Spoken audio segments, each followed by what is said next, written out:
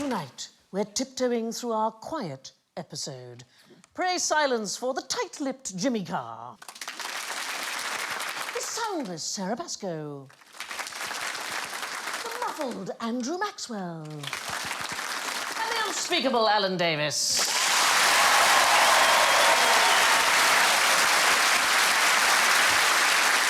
Their buzzers are all appropriately quiet. Jimmy goes. Quiet! Sarah goes. Quiet! Andrew goes. Will you be quiet? And Alan goes. Oh, do shut up. That's very polite, wasn't it, really? Oh, do shut up. Now, how long before a silence becomes awkward?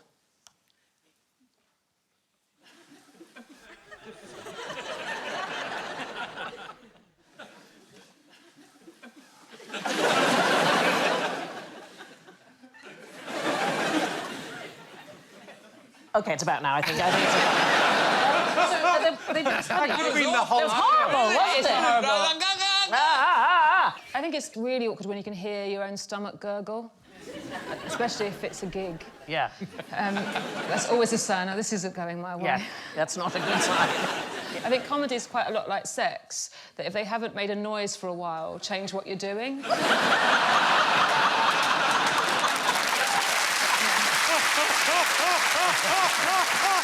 could say that about parenting as well, actually. Yeah. Oh. 2011, the University of Groningen, which is in Netherlands, discovered that a pause in conversation becomes awkward after 4 seconds. Oh. And after that, people start to feel anxious, they feel rejected. I don't know, I read a really interesting thing by... it's an American research company called the Love Lab. And they basically looked at thousands and thousands of couples over the years, and they came up with a theory on call response. If you're sort of having a silence with someone, with your partner, you're looking at the paper and you go, oh, and they don't go, what? Then it takes like 7 good things to make up for that one bad thing, because people feel so rejected by that It's response. exactly that. It's about feeling rejected, because the reason that we like good conversation is it helps us feel good about ourselves. We get dopamine, don't we? Like teenage girls who stay on the phone for hours and hours have really, really high levels of dopamine, like they've completed a PhD. I always think, like, as comedians, we're like drug dealers. The drug we deal is endorphins, and you've already got them on you. We'll just help you release them. Did the Irish mind silence, darling? Well, it's never happened. No. We have yet to meet the awkward moment. I suppose after about 4 seconds of silence in Ireland, you'd bring in a wink at least. Yeah. Just to keep things moving along. Or, you know yourself. Yeah. And a bit of pointing, maybe. You know? Oh, yeah. There he is, over there. It's good, those phrases that kind of break the silence that don't really mean anything. Like, when I spend a lot of time in Ireland, and it's always fair play to you. Yeah. Doesn't mean anything. Well, it means fair play to you. I had it was a silent moment. Me and an old Irish man. It was really raining hard outside, and it was just me and him alone. And I tried to make conversation. I went, oh, it's good weather for ducks. And I was expecting him to go, oh, yeah, very good. He just looked back and went, bad weather for dust.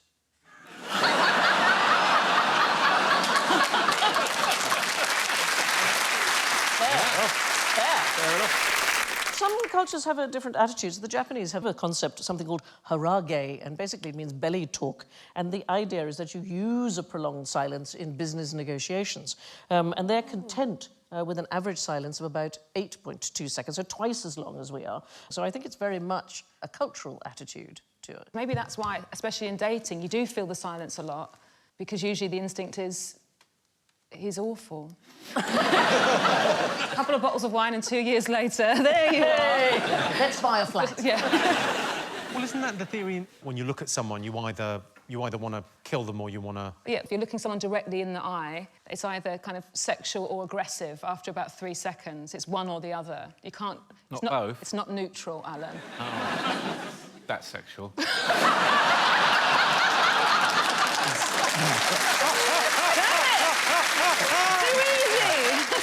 How about if I do it?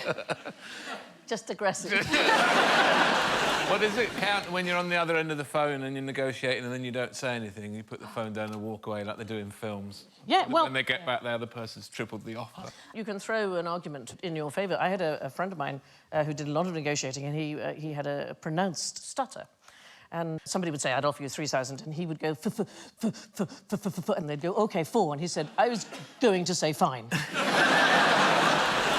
I've got a friend that's... Whenever she changes jobs, they always come with the offer for the new job. And she said the trick is you don't read what the offer is. You just get the email and you write back and you write, I'm very disappointed. But you can't look at the offer, because sometimes the offer's really generous. And, and they always come back with a better offer. That is the phrase I use with my children all the time, just to get... and I go in the other room and laugh. But I was thinking about the dopamine thing that you said, you know. One of the things that we now know is that particularly talking about ourselves triggers these neural rewards in the brain. Talking about yourself? Talking about yourself. And the subjects who were in this study were even offered money, and they turned money down in order to carry on talking about themselves, and apparently they still felt good, even if they knew nobody was listening. What talking to yourself is like. Talking to yourself commonly in the bathroom.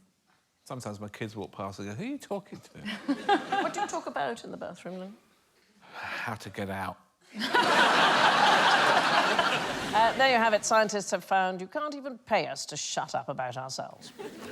What's the one sound you really can't ignore? Oh, babies crying.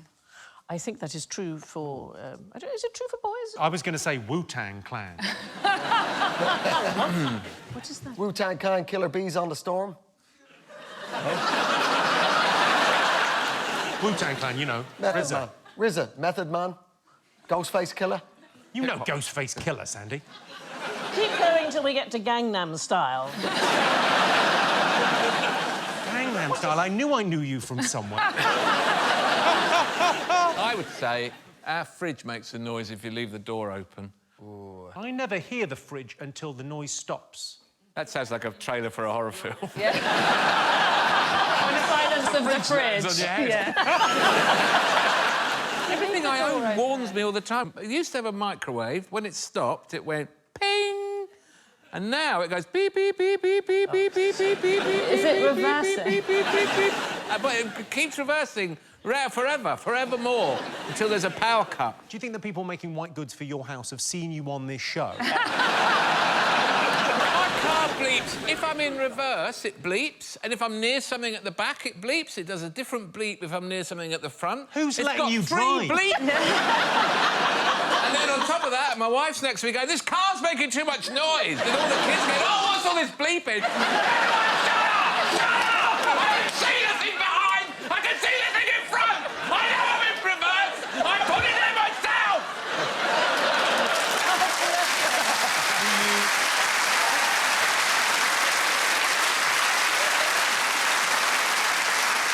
Sadly, on his 234th show, Alan Davies had a complete breakdown. The dopamine, I just had the dopamine. Everyone heard you, Anyway, I wasn't talking about any of those things.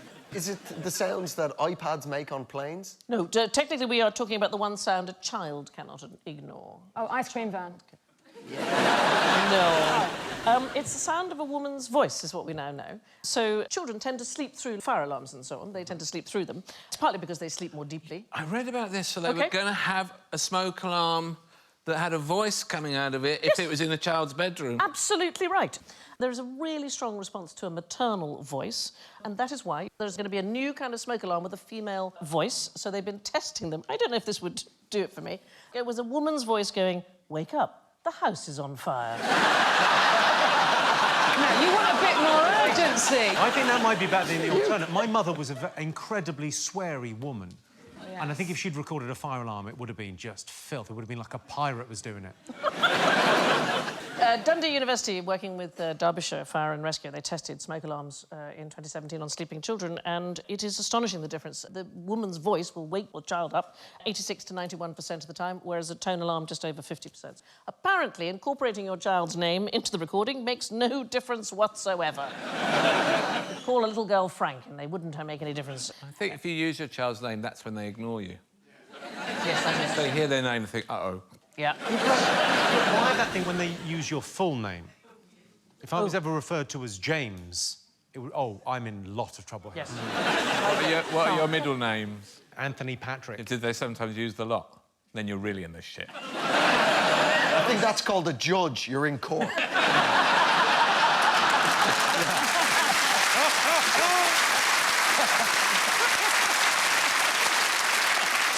James Anthony Patrick Carr. You are a habitual criminal. You have been caught once again. No signs of remorse.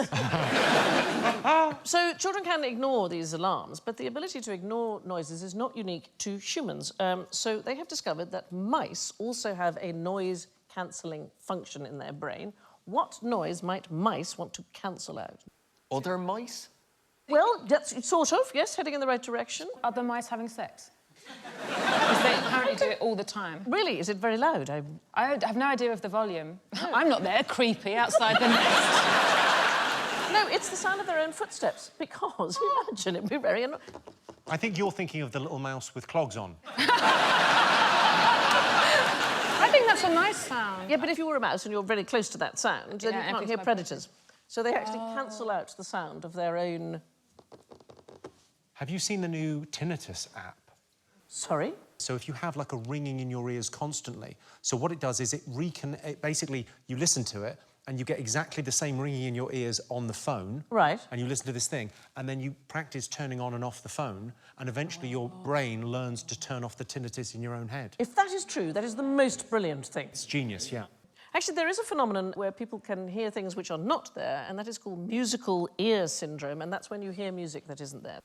And it's thought it's the brain trying to compensate for sensory deprivation. So Robert Schumann, the great German composer, he reportedly heard entire symphonies in his head, from which he did originally draw inspiration, but eventually he was released from his job as conductor in 1851 because he couldn't distinguish the music in his head and the music that he was conducting, which, if you're a conductor, not going to go as well. Isn't there a story about Paul McCartney and Yesterday? That he was humming Yesterday, it came to him in a dream, and he was humming it for like 3 days, going, who wrote this? And then it was suddenly... And it was just like, no, it just came to him fully formed in a dream. Oh, my God. I was in a shop and I realised, and wasn't sure how long I'd been doing it, that I was humming the theme tune to Jonathan Creek. Waiting to be recognised. Public place. What a way to draw attention to I know. yourself. Yeah. How loud was the hum? How loud Really was it? loud. No. Well, Schumann was quite mad by the end. He just heard one note, it was an A, just heard a single sort of tortured... No, he left the fridge open. So, no, this is one of those things where people become kind of human. Unfortunately, he did end up in what used to be called a lunatic asylum. Yeah. And his wife, Clara, they had 7 children. She got hold of their friend Brahms, and Brahms used to go round and do childcare instead of composing. Oh, that's nice. Did write a lot of lullabies, to be fair. Isn't that the thing with Van Gogh and Paul Gauguin? Yeah. That Van Gogh's really famous paintings of the sunflowers, he painted them to do up the room for Paul to come and stay. He was in the pit of despair living in southern France. Right. And Paul Gauguin came to stay. Well, my elves tell me it is entirely true, so that's a very good fact. You get an extra point.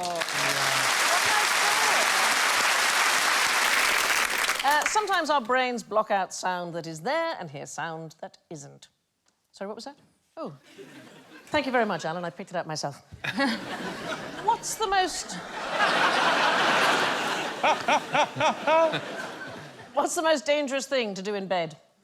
Tell the truth.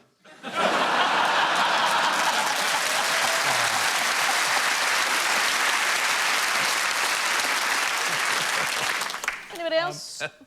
Reverse cowgirl?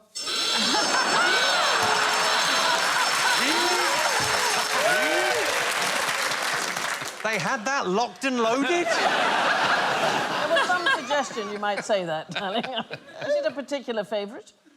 Yeah, how did they know? So we're looking at the past. We're looking at particularly the Victorian era, so something that is dangerous to do in bed in the Victorian time. They would have had candles and things to light themselves to bed. Yep. Exactly Gas right. lamps and things. Candles in particular. Oh, candles. Yeah. Why would you take a candle to bed? Is it To reading in read? bed? To read, yeah, reading, the silent killer. It's not thought to be a good thing at all because it was burning as you drifted off. Yeah. There's a most fantastic summary of fires in London from 1833 to 1866. So in those days, all fires were dealt with by the fire insurance company and they kept meticulous records. So here's a quick snapshot of 19th century London life. One death from a fire caused by a jackdaw. No details provided, that's it. Don't know what that was. Another caused by a monkey. 2 attributed to smoking in bed, 3 to sewing in bed. Anybody? Yeah. 12 to lightning, but the figure that tops all of these is 34 lethal fires caused by reading in bed. In fact, exactly equal by the number of fires started by cats. Has anyone ever actually damaged their eyes reading by torchlight? I don't know, because it used to be a thing, didn't it, when you were a told child? that As a child, every yeah. night of my childhood. You'll Same. damage your eyes. Yeah, I think it's a myth, darling. Under the covers. Yeah, I used to read with the torch as well. Neither of us have glasses. Who's speaking now?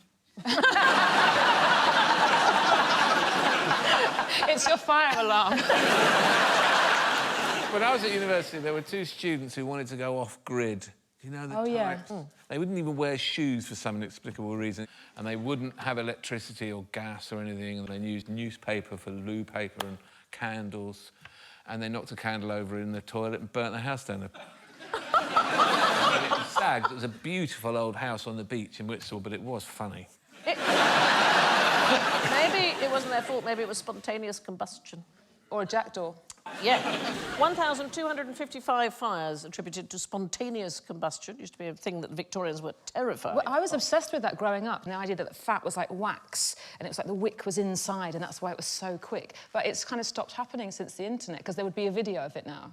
Like someone with their phone would have gone, oh, Nana's burning. Got it. Various examples over the years. Lord Walsingham found burnt to a crisp in his bedroom in 1831, but it is probably because he was reading in bed. That's the bottom of him burnt. That's it, that's it. But reading in particular for women was regarded as dangerous. So women reading in solitude, it gave them rebellious, fantastical ideas. Yeah. It was novels specifically. Yeah. They were very, very worried because novels were, you know, in a third person that might make people too empathetic. Yeah. And thus weaken the nation.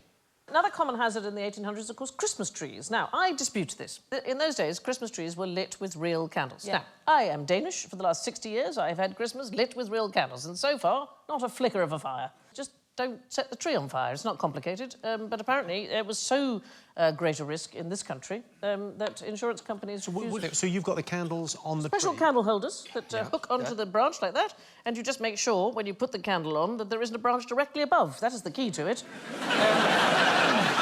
Honestly, I've never known this to happen, but insurance companies refuse to insure people against this particular thing. And in fact, there was a sort of a spate of patents for self-extinguishing Christmas trees for a while. There was an American called Leonard Deo. He filed a patent in 1947, and it had a hose that ran up the trunk and had a sprinkler system on the top of the tree that you could use to prevent this. I think as long as you remember to take the jackdaw out at night. Yeah. Perhaps not. The lack of a jackdaw is why we've been so successful so far. Has anyone ever done a poem about jackdaws and backdoors? Because if they haven't, I'm going to do one before the end. It's really bothering me that it sounds so like a backdoor. You're right, the jackdaw and the backdoor does sound like some kind of They reverse... go together. Yes, they do. Right, you do that. We'll do the next question on our own. Jackdaw, backdoor, lack more, smack whore. That's what I've got to. Seashore, seashore. Crack whore. I'm thinking crack whore is what I'm thinking. Yeah, what about bee paw? Beating a bee paw? No, it's got to be... Why am I joining in?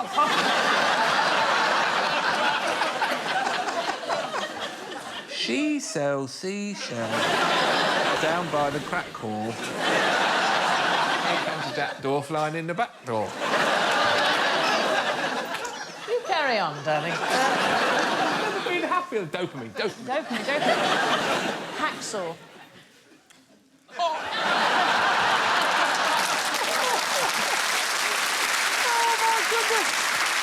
Hang on, I'm looking at Jimmy Tax Law.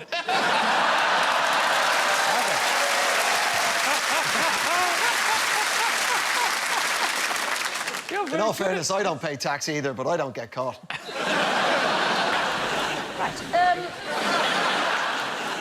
What would you hear at the most peaceful place in Britain? I reckon dogging. Honestly, they're ruining the countryside. We've got rights. You've also got houses. I think the answer is builders. Builders? Builders. Because that's what happens in all the most beautiful places of the land. All you can hear is builders. Well, that is not the case, because we are looking at the most peaceful spot in Britain. It's been officially declared the Campaign to Protect Rural England. It is a region of Northumberland National Park. It's been left alone since 1911. 23% of this national park is owned by the MOD and is used for military training. So, remarkably quiet, unless a tank is going past. Yeah, or they're firing things at you. There's one of them down in Lulworth Cove in Dorset, where there's a tank firing range, and there's massive traffic signs that just say, "Warning, sudden gunfire."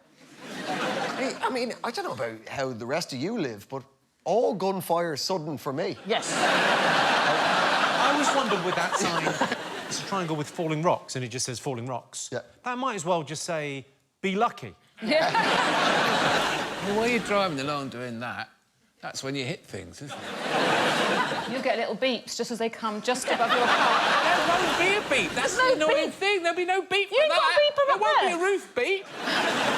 Hey, does anybody else, when you go through one of those, you know, the height inhibitor into a certain car park, you're in a car and you know you're going to fit into it, but do you? Yeah.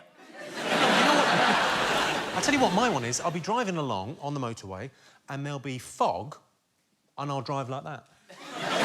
Just in case the fog is in the car. There's a big sign saying fog. If you can see it, it's not that bad, is it? Other quiet options. Does anybody know what Teesside Airport train station is near? Well, it's near. Well, this is the thing. It is not anywhere near Teesside Airport for two reasons. One is it's a mile away from the airport, and the other thing is the airport has been renamed Durham Tees Valley Airport. There's one train a week. It's on a Sunday, 14:56. It is one of our ghost stations. Do those stairs just go up and up? Well, so they announced in December 2017 that the footbridge would be closed, and apparently they would save £6 million if they did so until 2022, because that's how much it costs to maintain it. And in fact, most of the tickets that are bought to Teesside Airport Station are purely bought by collectors, because there's no point in going there, and now they've closed the footbridge as well. There are quite a few of these ghost stations. There's the Leeds Snaith line. Monday to Saturdays, one train a day. Apparently, it is easier to maintain a minimal service than go to the expense of closing down an entire line. This is going to be a godsend to doggers who have lost their licence. I think you've just given them a whole new option. Yeah. They think the reason they keep it is because people would be upset if it was closed, which I love as a British reason. I'd be upset, and I've only just heard that it existed. Yeah. If you were in the United States and you wanted complete quiet, you go to a place called the National Radio Quiet Zones in West Virginia. It's a 13,000 square mile patch of land where all electromagnetic radiation is banned, and it's because it's where the National Radio Astronomy Observatory is there, and they don't want any interference with it. All the vehicles that they use around the area are relics from the 1950s or 60s, or trucks with diesel engines, because the spark plug in a modern petrol engine might cause some interference. Microwave ovens are kept in special sort of metal cages. People use phone booths in place of mobile phones. Well, it's like a real glimpse into America's future. Who here likes total silence? Who finds it disconcerting? I had a situation where I was flying back from Portugal on quite a well-known bargain airline. And then I had to go straight off to do some work. So I wanted to sleep on the almost 3 hours of the plane. And the other side of the aisle seat, there was a Portuguese lady and her 2-3-year-old son who had an iPad. And the iPad was on, and it was going bing, bong, bong, bong, bing, bing, ding, ding, bing, bong, bong, bong, ding, ding, ding, bong, bong. I love that game. Sounds like he was doing pretty well. That's actually one of the Wu-Tang Clan's most famous songs. I had a brand new set of headphones, but I couldn't converse with this lady. So I went to the crew, who were also Portuguese at the back, and I went, I've got these headphones, a situation, I really need sleep, and I'm very happy for them. They can keep the headphones and totally understand. I'm a parent myself, keep my kids distracted, but, you know, I really need sleep. He went, no problem, no problem. He goes down there, and he snatches the iPad off her and goes, "No! No! No!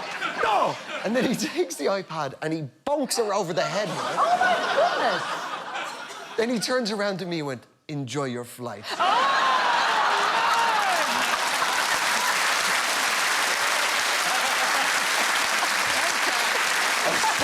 And then a lovely 3 hours sleep. Well, yeah, I was just trying to sleep while there was a lady and a child crying.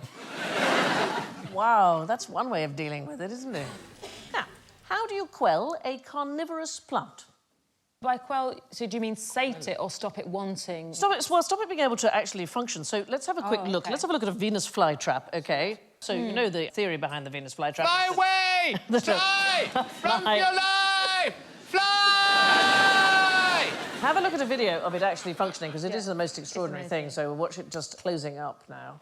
So there is the fly. Oh. I mean, it's creepy, right? But if you wanted to make it stop working, you would anaesthetise it exactly as you do human beings. So you can gas them with ether, you can swab the roots with lidocaine, and what'll happen is it'll just stop working. The fly will land there, but the thing won't close down. And it is found that the electrical impulses in the plant have temporarily dropped to zero. It is exactly the same effect as what happens to us. So a plant would be exactly the same reaction to an anaesthetic as a human. Yes, exactly. So I find that stuff extraordinary.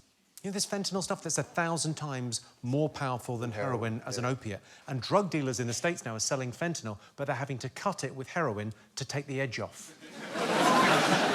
It's like trying to defuse a bomb by flying a plane into it. It's mad. Yeah, Carr fentanyl's even stronger. This is my own personal brand of fentanyl. It's really good. You don't pay VAT on it, so...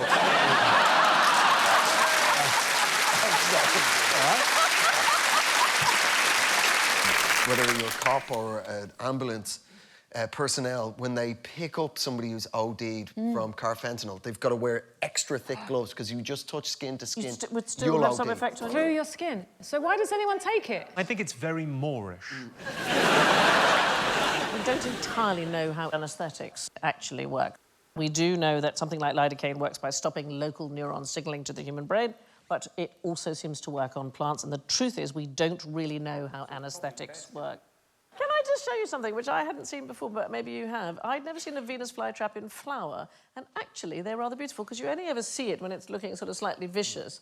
But isn't it rather lovely? That's terrifying. I think it's rather beautiful. They gassed all sorts of other plants as well. The effect is the same. They all just went straight to sleep. Has anyone asked why they're up to this? We're trying to work out how anaesthetics work. It wasn't like a group of flies. No, it wasn't. Something's not done about these guys. Yeah. One of the interesting things that they found out really recently about pain in the brain is that if you think about colours, it distracts your brain from the part of your brain that's getting the messages about being in pain. So it's something quite good if you don't have any pain relief, if you think about colours one at a time. Yeah. People with hypermobility, so double-jointed people, appear to be resistant to sort of topical creams and to being injected to local anaesthetics. That is... I know, that's quite strange, isn't it? 3 times more likely a hypermobile person to report that local anaesthetic is not effective. I know you're still talking, but I can't stop looking at that. Yeah. I'm aware you're speaking, but who cares? He does these Wow. amazing YouTube yoga tutorials. I can't help feeling, I mean, I know it's just a story, but I think a radioactive spider's been involved there. In general, whether you're animal or vegetable, anaesthetic will put you to sleep. Now, who would use a Quaker gun? Oh, well, not a Quaker.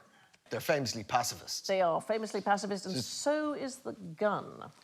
It's to scare something away, then? Yeah, look at that Rather gun. than hit them. It's just a log painted to look like a gun. Oh, it's like someone has it in the jacket, has the gun in the jacket, and they go, yeah, I've got a gun. Have you got a gun? So during the American Revolutionary War, for example, in 1780, there was a Colonel William Washington, and he managed to convince a loyalist commander and 120 of his followers to surrender from their barricaded barn by pointing a painted log at them. Just a pine log. That must be a terrible way. Yes, you must feel awful. To lose a battle. Yeah. No, he didn't have a gun after all. Just killed off by the arts and crafts army. The Americans did it as well in the Second World War. So the Mitchell B-25 bomber did not have any guns at the rear, so they just painted some broomstick handles and stuck them at the back, so the Japanese thought, I better not come from behind because they've got guns at the back. We did the same thing here. We had inflatable tanks all That's along right. the south coast. The Allies had inflatable tanks, and they used them in North Africa to confuse the Nazis. I don't know they were inflatable, Danny. No, they were literally... They were like... Like a bouncy castle? Yes, yeah.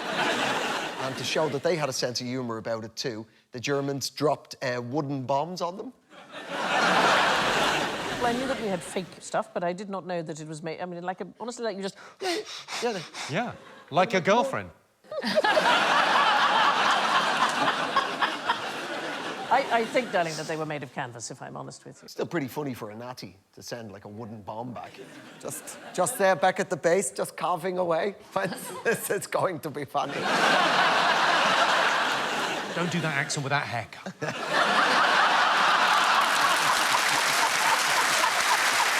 Not good. Either one is fine, but when you combine them, I feel it's dangerous. Anybody ever been to a Quaker meeting? Yes. Yeah, Did you go to a silent one? Yeah. Waterford in Ireland is the Quaker capital of Ireland. And everybody's just silent until somebody gets taken by the Holy Spirit, and then they stand up and they offer up a prayer. And that's it for an hour. You know, so there's no hymns, there's nothing else. The thing I've discovered, which I didn't know, because I thought all Quaker meetings were silent, it's only 11% now of Quaker worship. There's an awful lot of people going to what's called programmed. I love the whole silent, unprogrammed worship. I have to say, not as much as a group of young Quakers in Nottingham. In February 2018, they released it was a big hit, a silent podcast. It broadcast an entire 30-minute meeting for worship, and it just featured audible shuffles, creaking chairs, and the turning of a Quaker advice and queries pages. That's it. I could have just taped one of my audiences. And now, it's time to whisper our way through the calming quietude of general ignorance. Ooh. How good are you at multitasking? Excellent. Excellent. OK. Here we go. Oh, I see. Yeah. I didn't know it was going to be tested on. Just volunteered yourself, OK?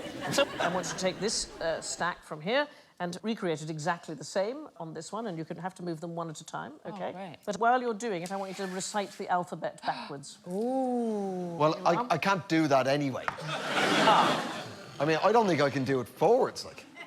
A, B... No, so you don't understand how the game functions. We're going to find out that Andrew's a toddler. Just took him off and put them on the counter. A, B, C... Not backwards, though, is it? I can't do it backwards. Z, and put them on the middle one. Andrew. All right, OK. Listen to me. Right on. Start again. This is more annoying than my microwave. OK, here we go again. Z, Y... Keep them on the post. Backwards. X... Move them one at a time. No, middle one. What's wrong with this? No, don't help him. I love this, because as I said... Z, Y, X, W... V... U... Don't pretend you could do this. So why did you say that you are good at multitasking? I'm a man and I like to brag. What they found is doing tests at Stanford University, people who consider themselves to be good at multitasking actually do worse at performing multiple tasks than people who prefer to focus on things one at a time. It's one of those strange things. But anybody else think they would be better at it? I mean, than that, yeah. Go. The fact is that what we now know is that the brain is pretty much incapable of focusing on more than one thing at a time. Yeah. If it requires a level of thought. I mean, walking you can do and do something else at the same time. But the task that... I did a course years ago in neurolinguistic programming, and the idea was that your conscious mind can hold, like, 5 things in it. So if you think about how do my feet feel at the moment in these shoes, how's my breathing, and you think about what I'm having for dinner this evening, and then the first thing's gone. You can't remember how your feet feel in the shoes, because your conscious mind doesn't do that much, but your subconscious mind. So you're doing 2 things at the same time. Automatic if it's done things, by your subconscious mind, then yes. Yeah. If it's breathing and walking. It depends what the thing is. So singing, which is an auditory process, is easy to combine with riding a bicycle because that is a motor process. So they utilise different brain processes. It's when you've got a thing that really requires single focus. It's called a bottleneck. Like voting. Yes, exactly like that, like that. When you're multitasking, what your brain's actually doing is switching backwards and forth very fast between the tasks. So really, it would have been better off to do it one at a time. So why is that thing about men not being able to multitask and women being able to? No, but it's kind of reverse sexism, that essentially it was invented by men to go, no, no, no, you should do all the housework because you're able to kind of like look after the baby and do the dinner and keep the kitchen clean. It's like ads, you know. The ad is always a massive suburban house and the husband can't put in a light bulb. Yeah. The amount of ads that over the last 34 years is always, oh, George. Oh, he's useless, isn't he? Yeah. Anyway, buy this. But yeah, and also it is insulting to There is men. no consensus at all as to whether men or women are better at multitasking. But multitasking actually causes a temporary 10-point decrease in IQ. It's about the same as smoking marijuana or missing a night's sleep if you try and multitask. You're much better off doing things one at a time. Yeah. It seems there's no such thing as a multitask master. Right, everybody gets a banana. I want you to show me how a wild monkey would eat this, please. Oh, I reckon I know this. I know. Yes. Oh. Upside down. Oh, there you go. I think monkeys in the wild don't, in fact, eat bananas. Oh, because they don't have access to bananas. It's like the way polar bears don't eat penguins. Penguins. Yeah. Because they don't like chocolate biscuits. You're absolutely right. Wild monkeys do not eat bananas at all. Why is that? There are no bananas in the wild. Correct, absolutely right. It's a domesticated plant, the edible banana. And there's only one left, isn't there? What, banana? No, one type of banana. There was Right, it died out. Yeah, it died out, and there was one place that had them, and then now it caters everyone. Well, there are some bananas that grow in the wild, but they are not particularly... A banana plant takes 9 months to grow. Yeah. 9 months to produce a bunch of bananas, and then that's it. And it's technically a herb. These are all correct facts about bananas. But the wild banana is oval, it's not remotely sweet, it's not particularly edible. Monkeys do not tend to eat them. They do like to eat them in the zoo. Let's see how... there's a monkey eating it in the zoo. They seem to eat it anyway. They bite it, they pierce the skin. He just wants to get it down him, doesn't he? He just doesn't really care. They do love human-engineered bananas. They've been known to raid plantations. They are actually seen as a bit of a pest. But Paynton Zoo in Devon has stopped monkeys from eating bananas now because they're too sugary and they cause gastrointestinal problems. And here's my favourite banana fact. Enid Blyton's nephew, Carrie Blyton, wrote the song Bananas in Pyjamas. Oh. I know it's a bit random, but as we were doing songs, and I didn't know any of them, I know that one. Oh, I know. Let's all go along the Strand, have a banana. It's because they used to have a fruit stall right at that end of Charing Cross. You know, Des O'Connor couldn't walk when he was young. Very tragic childhood, which he recovered from. But his autobiography is called Bananas Can't Fly because his father would hold a banana when encouraging him to recover the use of his legs and say, you've got to come and get it, it can't fly. And it was a rare thing to have a banana. And then when he recovered and he was able to walk, he went down the shops and got run over. And that's a true story. That's a wonderful story. Where was the fruit stall in... Did you say the Strand? So there's a really old kind of London Cockney song. Yeah, because you used to be able to... I've got a friend that wrote a book about pineapples, and you used to be able to Oh, yeah. rent a pineapple on Yeah. the Strand. And no one ate pineapples for the first sort of... No, It was a sign of wealth. Yeah, You would just they have parade them on round. Lambeth Bridge Yeah. in the architecture, and it was a fashion item. Women dressed up like pineapples. I heard this lovely story about sailors coming home from, you know, being away for months and months at a time, and the wives would put a pineapple in the window, and it would signify, my husband is home, no gentleman callers, please. Yeah, absolutely. Yeah. So someone told me that stately home thing, the big pineapples on the front of stately homes, is kind of a gag alluding to that. Oh, I see. Yeah, I used to get gate posts with pineapples on to Yeah. show that the lady was permanently virtuous. Kind of cute. I know. I'm not getting one. There was a woman that died in pineapple as well in London. She died in pineapple. She bathed in pineapple and the acid killed her. Right, moving on. What did the first sneeze sound like? A tissue. No, not No, not a chew. No. Chew is different. Yeah. Tissue is different Yeah. from a chew. Not having that. You've pressed the wrong No, button. I think everything about sneezing... Tissue. It's not the same as chew. That's a different sneeze. Okay. Everything about sneezing is adorable. That the way that people, their eyes kind of glaze over, like they can't concentrate for a second. The worst thing is when it goes away. When you think you're going to Yeah, you sleep think- and it goes away, you've been robbed of it. He'll be back, and it'll be even stronger. I don't think you make any noise when you sneeze. I think it's a socially learned thing. You're absolutely right. It's an affectation. Is it? So you could go, yahoo! Yeah, well, deaf people who have never heard the affectation do not make the sounds that the rest of us make when we sneeze. So a tissue or a chew, or in German, hatschi, hakshon in Japanese, the Filipino is hatsing, the Polish say apsik. We all have a noise that we make, but we've learnt to make it. Apparently, if you have never heard a sneeze before, what it actually should sound like is a heavy breath as the deep pre-sneeze breath is taken, then a sharper, faster sound of air being released. But we make that noise because we think we're supposed to. It's what a sneeze sounds like. That's a great It's fact, a really isn't it? great fact. Yeah. I'm so sorry. That's a great sneeze. Do that again. Alan's come down with something. Very poorly. Several years ago, darling. Yeah. They're still May battling. need some WD-40. There's also a different cultural response to how we sneeze. So we tend to say, bless you, that tends to be the thing. The Burmese say understood. I don't know why. Understood. The Chinese say do hon din shawe, and it means drink more water. The Portuguese cry little saint. The Serbians say go away kitten. The record for the longest fit of sneezing belongs to a British woman called Donna Griffiths. She began sneezing on the 13th of January in 1981, and she had her first sneeze-free day 977 days later. She sneezed an estimated 1 million times. Worked in the pepper factory, I believe. Just be clear, that's not her. OK, that's just a very nice random person. Stock image Stock sneezer. image of person sneezing. Yeah. And at school, did you have that thing where everyone was like, if you sneeze 8 times, it's the same as a whole orgasm? Did you? No. No. That was the thing at school, just like, oh, 3, 5 more. Yeah. 5 more. What do you say when it happens? Because the Koreans say... Go away, kitten. I think when you orgasm, I think it's nice to say bang goes the dynamite. Or whoopsie daisies. It's really time to finish. That also works. It's the most fantastic game which is played on I'm Sorry I Haven't a Clue, which is coming up with sentences that work both in the kitchen and in the bedroom. So things like, oh, it's a bit dry, do you have any cream?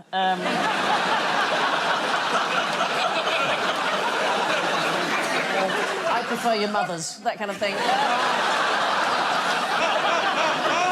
Do you fancy a roast this Sunday? That's it. Just stick it in for 20 minutes and I'll get you the free garlic bread. All of which leaves us clamouring for the scores. And I can tell you, in 4th place, with -2, which I think is very creditable, it's Alan. In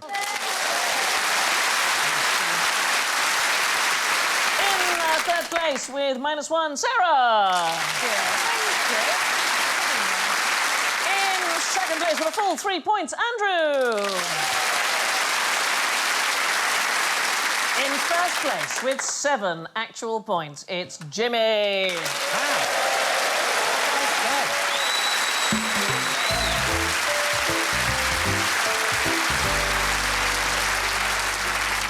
Right, it's thanks to Andrew, Jimmy, Sarah and Alan. I leave you with this quick quotation from Mark Twain. I thoroughly disapprove of duels. If a man should challenge me, I would take him kindly and forgivingly by the hand and lead him to a quiet place and kill him. Good night.